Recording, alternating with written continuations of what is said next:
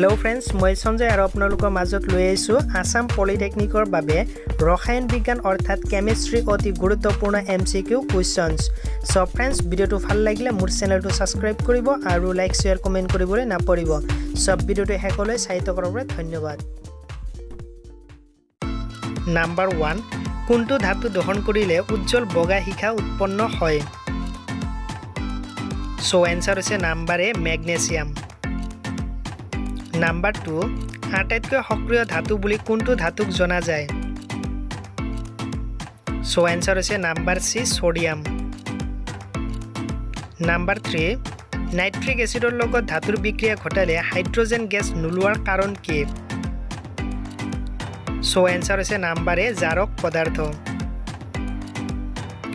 Number 4, ক্লোৰিনৰ বহিৰ্তম কক্ষত থকা ইলেক্ট্ৰনৰ সংখ্যা কিমান?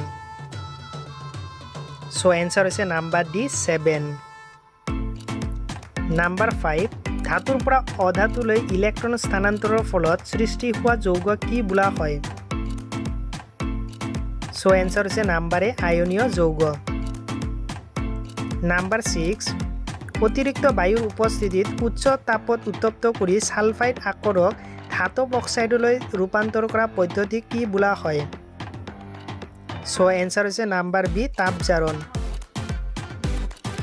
Number 7, কোনটো যৌগ কাৰ্বনৰ লগত উত্তপ্ত কৰিলে ধাতব জিংক লৈ বিজাৰিত হয়? So answer হৈছে number C, zinc oxide.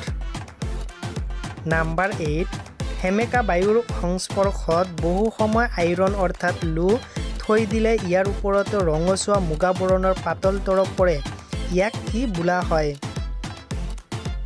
So answer হৈছে number A, মামৰ. Number 9, বিশুদ্ধ সোণক টান কৰিবলৈ কোনটো যৌগ মিহলোৱা হয়? So answer হৈছে number A, কপাৰ. Number 10, এটা প্ৰসম দ্ৰৱৰ pH ৰ মান কিমান? So answer হৈছে number C, 7.